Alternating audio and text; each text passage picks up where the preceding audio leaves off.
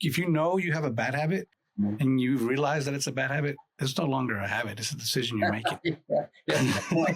No longer a habit. Yeah. But the very first person who should be paid is you. And you take a percentage of that money out of your paycheck and you put it in another bucket where it is for future use. Now, a lot of people think that that is for some trip that they're going to take, or maybe for a new car. Is not what that money is for. The official name is the 7 Rules of Wealth. Wealth. It's sort of a blueprint. And if you're a younger listener, it's a good place to start and how to think about how to handle your money, how to think about money, and what's important. So it's kind of like a blueprint.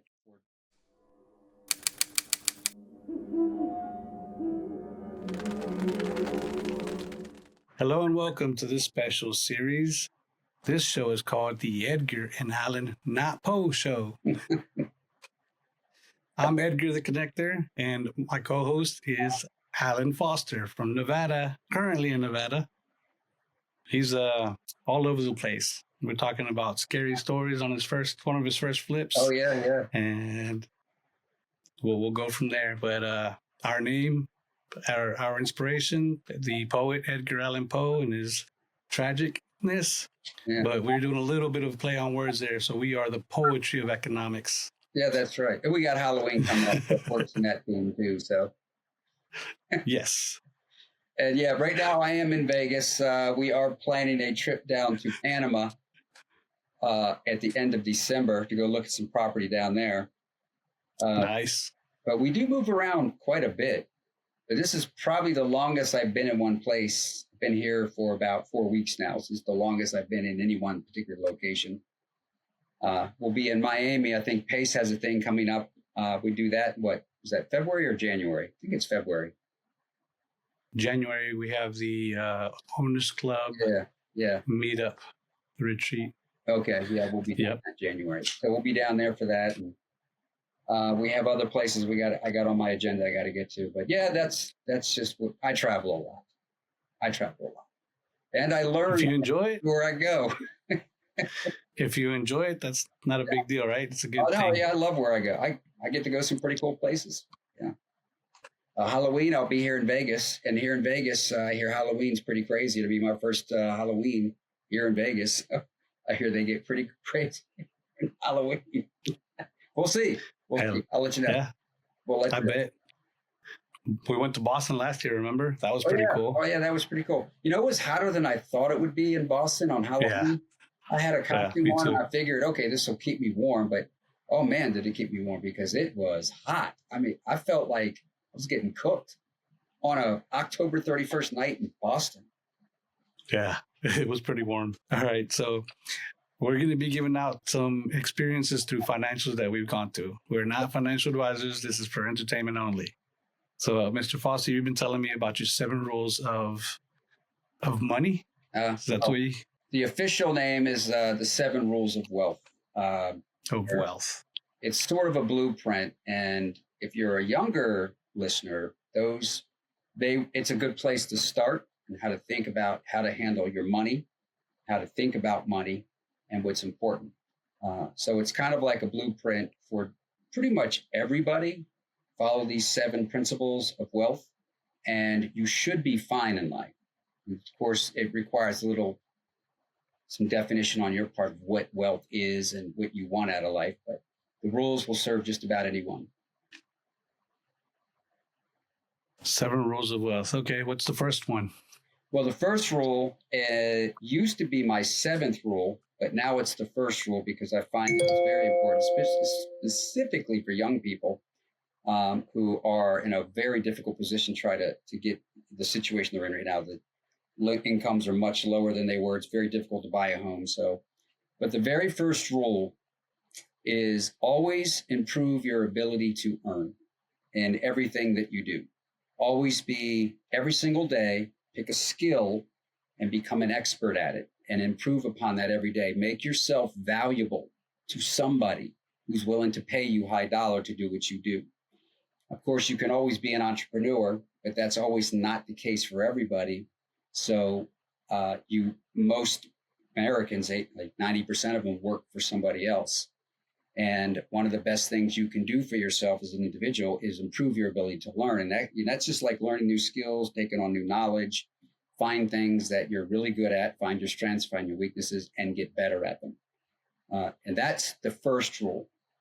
The second rule, which used to be the first rule, but is now the second rule, and this is without this rule, none of the others can happen. And it's a very basic rule, and it's pay yourself first.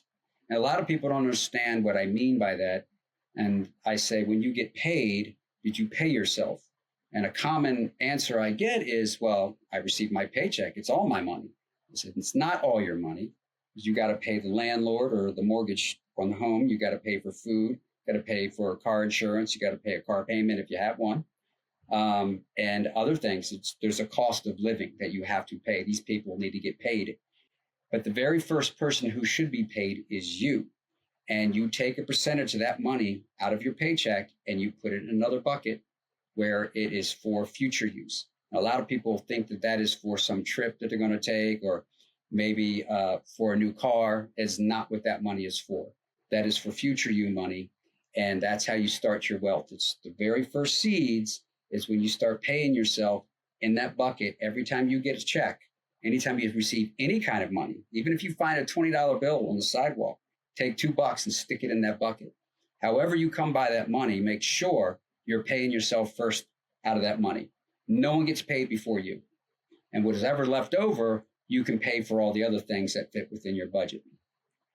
Which brings me to the second rule, which is now the third rule, and that is know thy expenses. And I put it in terms like that, like God is speaking to us. Know thy expenses.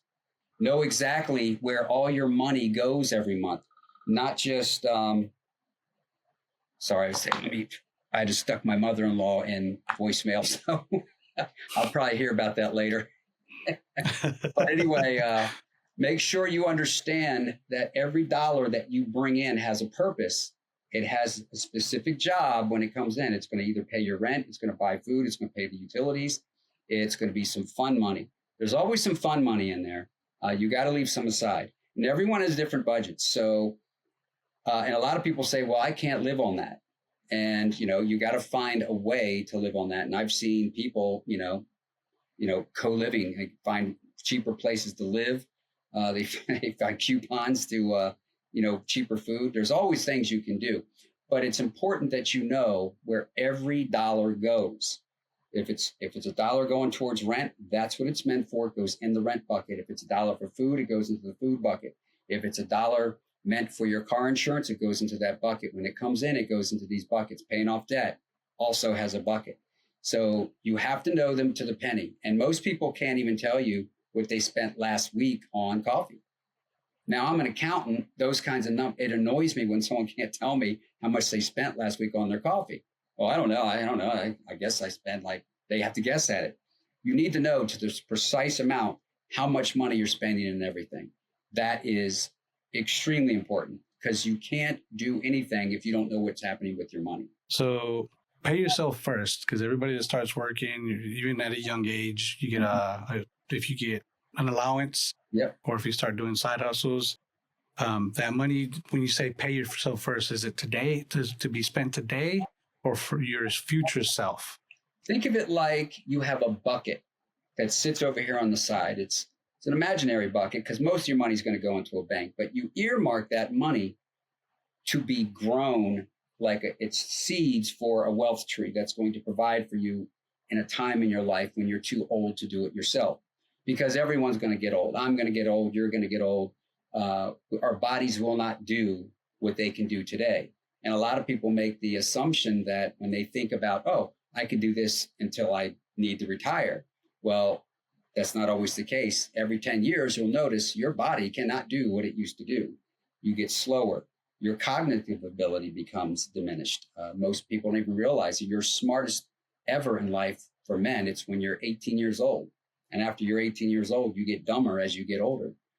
Doesn't mean it happens noticeably, but over the years, your brain's ability to be cognitive, to problem solve, it gets weaker. Smarter people happen to be younger. Younger people just lack the wisdom. That's the only downside. So being young is great. You're the smartest. Your body's the best ever. But you don't have the wisdom. When you get older, you have lots of wisdom, but your body can't do what it used to. And you're certainly not as sharp as you used to be when you were younger. I mean, if you look at anybody that has earned like a Pulitzer Prize, they're all in their 30s. They're under the age of 40. When you get over a certain age, you just don't see it. It can happen. It can happen. I think Mother Teresa, she won the Peace Prize, I believe. She was like 80 or something like that. But there's certain things that, that's just a life accomplishment sort of deal. But that's basically what I want people to think about when they pay themselves. They are paying their future self, and you put that money in a bucket, and that intention of that money is to be grown. You don't use it. You don't use it because you want to go on a trip. The money is not intended for that. The money is intended so that you can be wealthy one day, because today you're not. And in the future, there will be a time when you will be wealthy if you follow the rules. And when you follow the rules and you have your wealth, you'll find that life's a lot easier because you don't worry about money, because it comes off your money tree that you planted so many years ago. You have plenty of money coming in to take care of you, no matter what's going on, no matter what's your lifestyle. And that's the other thing you have to really kind of plan for, is what you want it to look like. What do you want to be when you're 60, 70, 80 years old? What do you want to be doing? Are you healthy? Are you not healthy? If you're not healthy, you got to think about healthcare, because that's a real thing. You get older, it's going to be more expensive healthcare for you. So this money that I'm talking about, paying yourself first, you're paying, in my case, I'm paying Alan first. Alan gets money first, and it goes in that bucket, and it has an intended purpose for future Alan. So when future Alan is 90 years old and doesn't do stairs very well, there's money, and I got money. And if I want chicks, I can get chicks, but I got a hot wife, so I really don't need chicks. But it's important that everyone understand that when you get your paycheck, it's not really your money, because there is money that is needed from that paycheck, or however you got the money, that is to your living expenses, to stay alive, food and energy and housing. Those are the most basic things you need. I mean, there's other things too, so you don't go nuts. You got to have some fun. But, you have to make a decision. How much money do you want to set aside for fun today in lieu of, for comfortable living in the future? So, I can put some mathematics behind it. Say if you put it, say, $1,000 a month aside for, say, the next 40 years, and, growing at 10%, you would have a sizable amount of money to deal with. And a lot of people don't think about their retirement amount of money, that they're going to have this money in the future. And they think, okay, then they'll stop working and they'll draw down that money. Well, no, that money keeps growing. It keeps growing even after you stop adding to the tree. It keeps growing every day. New branches, more money. You can't spend it fast enough. And that's where you want to be. And there is a number that I have that when I'll call it your pay yourself first bucket, is producing enough income to match your expenses of a factor of 1.5, meaning if your monthly expenses are $5,000 and your money that you put aside to pay yourself first is now paying you $7,500 a month, that is the scenario that everyone's looking for. And in the early days, it's not paying you very much. It's a small amount of money. I mean, you might have just gotten your very first paycheck and it was $600. Well, you need to come up with a number that works in your budget. I have always told people, try to make it at least 10%. Grab 10. If you got $100 for I'm mowing a lawn, take $10 out of there and stick it in the pay yourself first bucket and leave it there. And you're going to invest it in the future. But what's important is you build the habit first. You've got to build the habit, or you will let money control you instead of you controlling the money. So it's very important that step get followed every step of the way. Every time you receive money, it has to be your first order of business. Pay yourself first. Excellent. Save yourself 10%, pay yourself first. More is better. You can do more, do more. But I mean, some people's budgets are not, they don't make a lot of money, and it's very expensive to live here. And it's almost like you got to live in a trailer down by the river, and eat, the cheapest food on the planet just to survive. It's difficult. So I don't want it to sound like I'm not unmindful of the difficulties people are facing with expenses and rising inflation and everything else. And we could do a whole segment on the banking sector if you want one time, but it's important that they build the habit. If they can do nothing, save something, save a penny if you got it. It's all about the habit. And it's true of if you're trying to get into shape, if getting up every day at the same time and if you're not feeling it, do something, at least create the habit. Because once a habit is built into your DNA, it's almost difficult to turn it off. As a matter of fact, it's almost impossible to turn it off. You are what you are. You make that habit pretty much a thing. You will find that it's easy to do this, and you won't even miss the money anymore because you're so used to living on 90% of your money. You've grown accustomed to it. You don't miss the 10% anymore. It's over here. Think of it as spent money. It's spent money for a future purpose. A lot of times people save for things. They save for trips, they save for cars, they save for all sorts of things. This is sort of saving for a future wealth tree that's going to provide in the future for you, your family, and maybe even the next generation after you. So it is very important that you follow that step, or none of the other steps will work. Yeah, 100% sure. True about that. Create those habits, create good habits. If you know you have a bad habit, and you realize that it's a bad habit, it's no longer a habit. It's a decision you're making.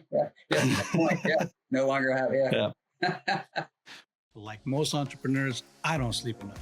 So the hours that I do sleep need to be of better quality. The 8 Sleep Pod, it has been a game changer for me.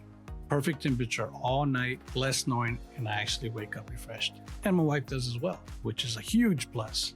Happy wife, happy life. You can try it through my affiliate link below. Now we go back to the episode.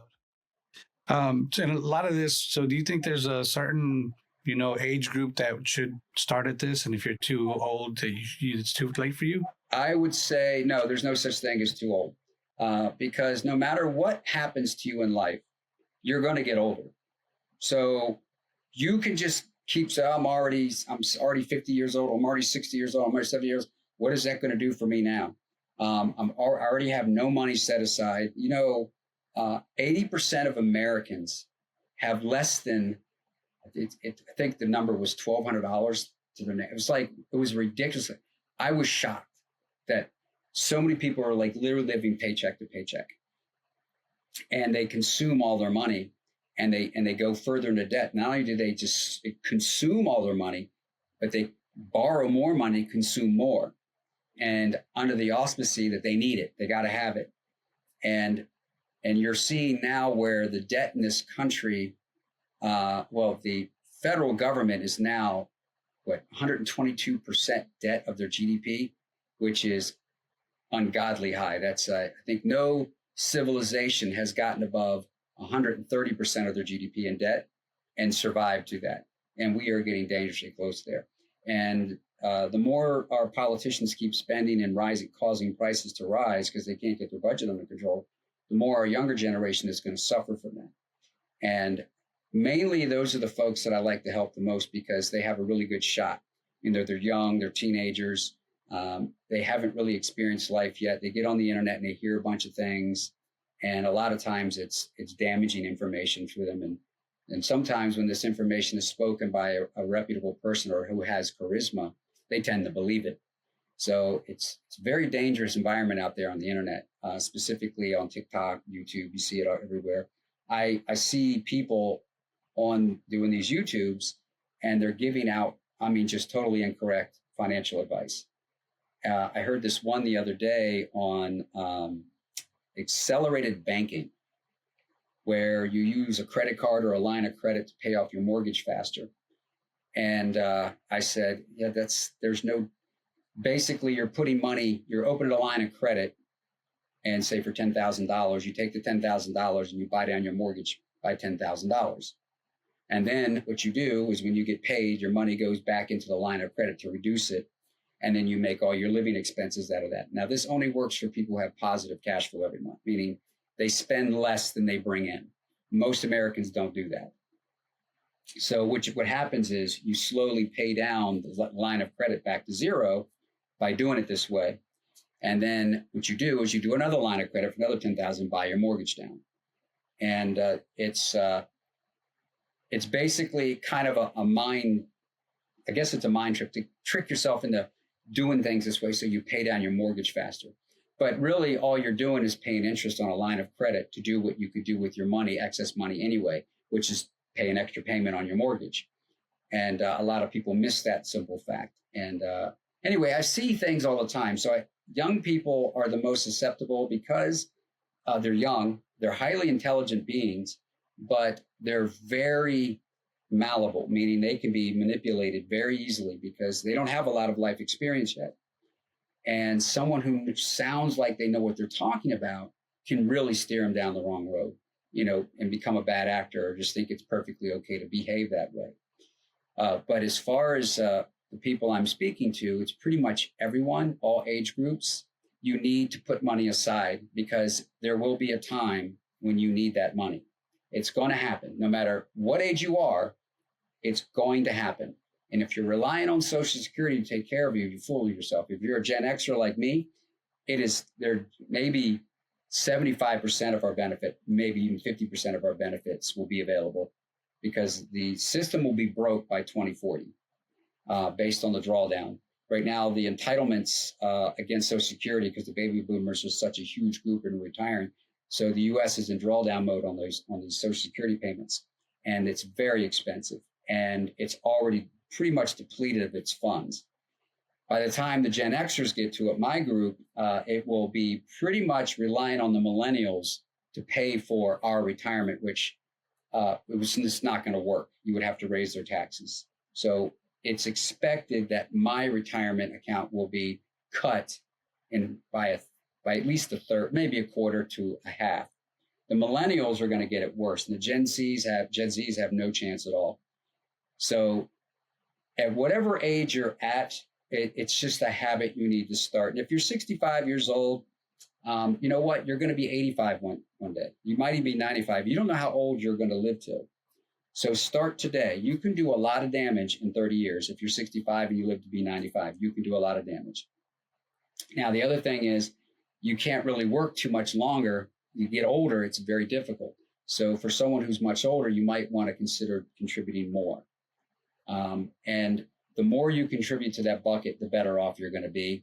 And the less you spend on day-to-day things that you feel you need, but you don't really need. Do you really need a Porsche when you're about to retire in 2 days? You don't have you gotta like make a decision of what's more important. And you can have a Porsche if you start early because you'll have assets that pay for the Porsche for you. You don't have to work to make the payment.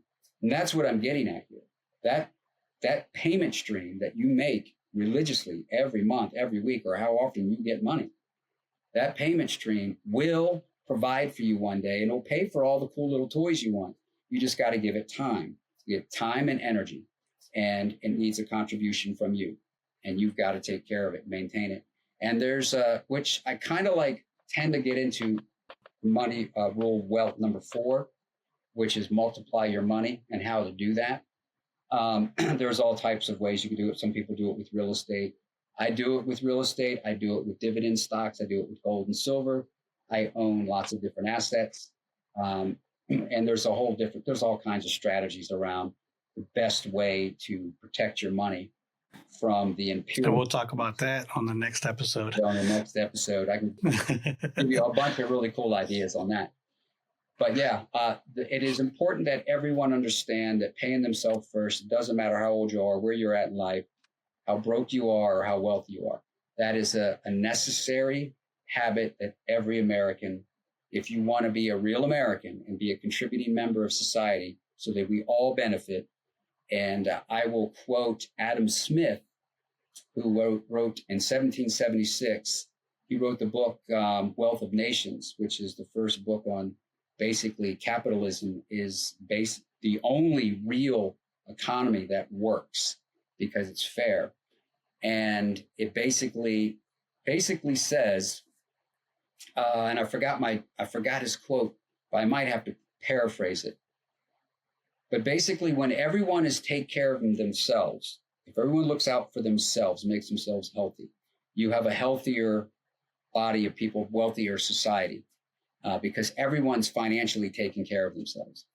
Unfortunately, with most societies, socialism starts to sink into the equation and starts to diminish the capitalism mindset. So socialism is more about entitlements, victimhood. You're a victim, you need to get paid. And basically, here's a free check that the government will figure out how to pay for, usually out of pulling money out of thin air, which makes the money they just gave you less valuable, which is the most ridiculous thing I've ever heard of. But socialism is kind of a way things go. And it's usually caused by politicians stealing from the American people through taxes, through overspending. And when they overspend, they steal your money through its value. So your dollars in your bank account was worth $1 right now, but at the end of the year, it would be worth 90 cents after the amount of wealth they've extracted out of it so that they could have their special interest groups, have their funds or whatever. So capitalism, I believe, is the best way to go in any economic society. Socialism usually goes that way when politicians destroy the golden goose that creates the golden egg by stripping of its wealth. And it becomes more and more difficult for young people to own a home like it is we're experiencing right now. So socialism rears its ugly head. And for young people, it seems like, oh, it's a solution. Oh, you'll give me free groceries, free subway rides, and I can have subsidized rent and all this. Those things need to be paid for by someone. And it's just, my concern is, in order to protect yourself from that, you've got to pay yourself first. And if every American does that, the whole society is healthy, the whole society is doing well. And you could say, yeah, I'm out for myself, and it still works, because if everyone's out taking care of themselves, everyone does better. Everyone does better because you're dealing with other Americans that are also wealthy and that are doing well for themselves. And there's very few Americans that need our help. So when there's an abundance of folks that can handle and help themselves, they can help the few. But right now, the way it is, that's the inverse. There's few people that do what we do, create money, provide wealth for ourselves. We can't help all those souls out there that are struggling. There's just too many. And I don't have to go very far to see somebody is struggling. I would love to help them, but I just don't have the resources to help everybody. So it's a rule that everyone should follow. It makes us a healthier society. It makes us healthier families. It makes us a healthier country in general, I believe. So if you can follow that one rule, and if everyone followed that rule, I promise you within 10 years, most of the problems we have today would not exist. Yeah. Paying yourself first is super important, but make sure that when you're doing it, it is for your future self. Yes. Not to spend today, not to go and put on a nice watch or a nice car, things like that. And then for the younger generation, when you're starting to work, you don't have all those expenses. Not yet. So always leave below your means. That's the biggest thing, is living below your means, because you save your money and you invest it wisely, you'll be able to make it grow without having to work as hard as you're working. I know how difficult it is when you get your... Number 2. Yeah. Know thy expenses. Which is that you hit... Know thy expenses. It's like, you got to live below your means. Unfortunately, people got to have... They see YouTubers they got to be like the YouTubers they see out there, and they'll spend. They'll put it on a credit card. They'll go into debt. They're spending more than they bring in, and the debt builds up, and it makes the economy look like it's doing well because of all this spending. But you're spending debt, you're borrowing to spend, and eventually that debt has to be repaid back. And eventually the economy will slow down because everyone's in payback mode instead of consuming more. So it's these cycles that we go through, and it goes through in every household, every economy, every state, every country goes through this. And knowing your expenses, and this is the rule of wealth number 2, really it's the rule of wealth number 3, because I moved 7 to number 1, but originally was my second rule, but now it's my third rule. That rule is every dollar you bring in has to have a job. You have to give it a job. Okay, I just got paid.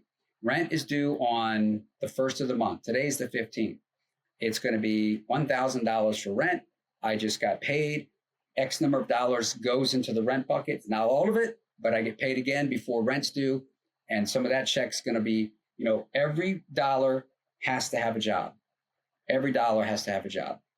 And when you've assigned all your incoming dollars a job, you've paid yourself first, you've paid the landlord, you've paid your electric bill, your water bill, and everyone else been paid, and you set a little aside for fun. Maybe you want to go to the movies or take a girl out on a date, or, maybe you want to save a little money for something nice, like a new bike or a new car, or whatever. After you've done all that, whatever's left, if you want to spend it in one of those other buckets, you can. But the idea is at the end of every month, the money that came in and the money that goes out should be zero. Why zero? Am I not saving money? Yes, because you got to count the money that you pay yourself as an expense. It's still your money, but you treat it as an expense. So if you get $1,000 this Friday for your paycheck, take $100 and put it in the bank, or put it wherever you put it for yourself. Then you're going to pay the king's taxes. That guy needs to get paid. So they'll get a cut of that. They'll get their cut. And then what's left over that $1,000, you have to allocate how much is for rent, how much is for food, how much is for electric. Your necessities first. Necessities first. Meaning a necessity expense is something, if you don't pay it, there will be consequences. And I'll give you some examples. If you don't pay your rent, you're going to have a problem. One, you're going to be evicted. Well, I can stay in my house forever. It takes forever to evict me. Yes, that's true. But eventually you will get evicted, and you won't be able to get another place to live because no one will rent to you.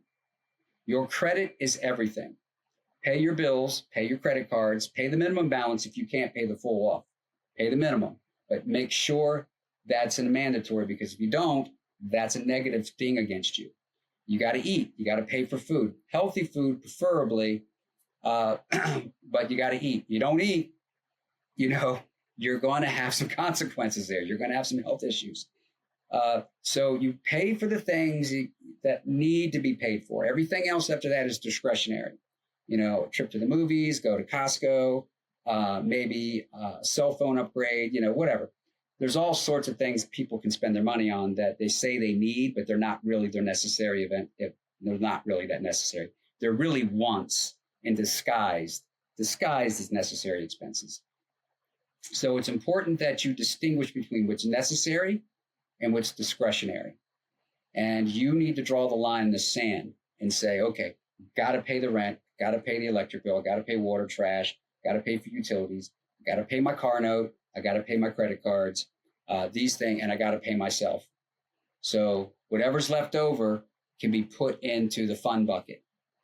And you can make a decision how much money you want in that fund bucket. If it's too much, you're saying, I got a lot of money left over. Maybe I should put more into the pay myself first bucket. So 10% is just kind of like a minimum rule, but you could do more. And every month, you may have income that fluctuates every month. Maybe you're an entrepreneur and checks don't come in like the same every month. Maybe this month you did 3 flips and you had, income from 3 houses that you sold. Next month, you didn't do any.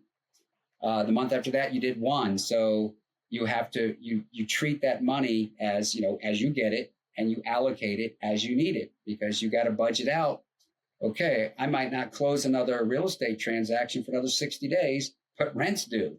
So how much of this money is going to have to go towards the rent? So you got to think about those things. But every dollar has to have a purpose. Every dollar. A lot of people just stick it in the bank and they just wait for the bills to come in and they'll pay it. No, decide the minute you get it what it's for. Build a habit. You got your check. Make it a habit. This money is for this. Write it down if you have to. Obviously all the money is going to go into one bank. I'm not suggesting you have a bank account for every single expense that you have, but keep a ledger and write it down. Okay, I just got paid $1,100. Rent's due in 4 days. My rent's $1,000. 1,000 of this is going towards rent. The other 100 is going to have to go to pay myself, and nothing else gets paid, because you have to give that money a job. And if you do these things, it becomes easier. And a lot of times I've heard all kinds of excuses. I don't want a budget. I don't want a budget to tell me what I can do with my money. And I said, no, the budget's not designed to tell you what to do with your money. It's a guide, tell you within limits what you should do with your money. You still get the ultimate say what you do with your money, but the budget that you set for yourself, that's your guide. That's your guide. I can spend this much on this and this and on this. And those are your limits. And you don't go over your limits. And if you find emergency situation come up, then you might have to decide if you can go over a limit and go into debt to cover it. But we can talk about other things too, where one of the most important buckets that you have, other than pay yourself first, is your financial freedom bucket. They are totally different buckets. Let me explain what I mean. The financial freedom bucket is a bucket you put money in to pay down debt and to build up an emergency reserve, because everyone needs it. There's going to be a time you're going to be in a car wreck, you're going to get hurt. You might get sued. You could have a health condition. A meteorite could hit your house. Who knows? All sorts of crazy things could happen, and they will happen. I can tell you this because they've happened to me. They happen. And a reserve fund is a money that you go to cover those one-off expenses that you weren't planning to happen this month, but it happened. So it doesn't disrupt your plan, your budget. It's money you have already set aside for an expense. You don't know what it is yet, but you know it's coming one day. And that's what that money is for. And there's some guidelines I tell people. Some people, well, how much should I put in it? I said, a simple rule. You could take 3 months of your normal mandatory expenses and save 3 months of mandatory expenses, not discretionary, mandatory, meaning these are the things that must get paid. That's your emergency fund to pay those things that must get paid. Credit cards, car payment, insurance on the car, rent, utilities. You know what those numbers are, put 3 months in there. Also, here's another one. If you have an insurance deductible, make sure that deductible amount is in that emergency fund too, because if you're in a car wreck and there's a deductible of say, $1,500, you need $1,500 before the insurance company, gets involved and repairs your vehicle. So the first $1,500 on you. Same is true with health insurance. So you just got to know what your real expenses are, and it's your catastrophe bucket. This is the bucket I call sheep dip will happen. It's going to happen. I can't tell you when or what the cost is going to be, but that's what that bucket's for. It's an expense. It's a real expense. It's a mandatory expense. You just don't know what it is yet because it comes at you in various times and in various amounts. So that's kind of like one of the buckets when you give every dollar a job. One of your first objectives after you pay yourself first and take care of your mandatory expenses is start filling up that reserve bucket for your emergency funds. That money is going to, it comes in handy because I was talking with a young lady, this was about a year ago. She had saved up her very first $1,000. She was so excited. And she had put it aside. And then something happened that required her to take that 1,000 and go fix it with that $1,000. And she was disappointed that she did all this work and she saved $1,000. And then this thing happens and it just wiped her out. And I said, don't look at it that way. Because if you didn't have that $1,000, you would have had to go to a credit card and borrow the money at 24% to fix that problem.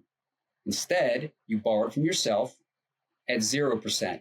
Now you just pay yourself back, replace the money at 0% interest. So it's all how you think about things, how you look at it. A lot of people just sort of see money as they see it in their bank account and it needs to be spent. And that's not how you look at it. Money it serves you a purpose. It's going to get things for you. No one needs the money. Money doesn't heat your house. Money doesn't shelter you from the rain. Money doesn't, feed you. The things that money can purchase do that.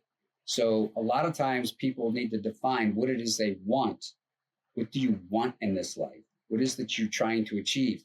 What do you see a comfortable life for you looking like? And then that money, you use it as a tool to go get those things. But a lot of times people are too consumed with self-gratification here in the now and the moment. Got to have it now. Got to have the latest, technology right before me. I got to have the newest computer, newest iPhone. Oh, I got to have the triple latte coffee 3 times a day from Starbucks that costs $6 a hit. I'm not saying I'm not judging if that's what you want, but if it fits in your budget, do it. But if you're finding you don't have money at the end of the month, and I'll quote Zig Ziglar, there are people that find that there's more month at the end of the money.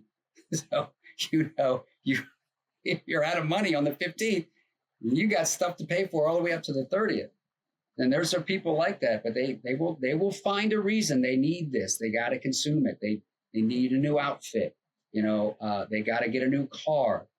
Whatever the reason is, when the old hoopty just gets them to work just fine. Now, if you have a job like in sales and the requirement is you have a nice car to have an employment there, I understand those things. But if you're a blue collar worker, like, I consider myself blue collar. If you're a blue collar worker and your job is to work in a factory or out in the field or whatever it is that you do to exchange your time for money, the hoopty will get you to work just fine. So it's really a mindset thing and understanding that money is not what you should be after. It is the things that money can get you are your real goal. And I will tell people, buy assets. Buy assets. Do not consume things. Buy assets. Consume less. Buy more assets. That's how you will protect yourself from the evil government and how you protect yourself from corporations that are designed to steal from you. Protect yourself and protect your money, because that money will buy you the things that will protect you. So it's really just a mindset thing. Give your every dollar a job. Make sure every dollar goes into a specific bucket for a specific purpose. And do not forget to pay yourself first. Well said there. With that, we'll end this episode and make our way to the next episode. With what you were saying there about saving that money to pay yourself, this is one of the acronyms for PO is profit over excuses. Oh, yeah. Put that money down, save it, so it'll work for you in the future. It'll be like having an employee off yourself. Edgar, so my new wealth rule number 2 is now profit over excuses. There we go. Give us a thumbs up, subscribe, so you can keep an eye on for the next episode when we continue the 7 rules of wealth. Thank you, Alan, and we will see you on the next one. You got it, Edgar. It's been a pleasure. Catch this next podcast where you can start your dreams and start to own your time the way these other guests have.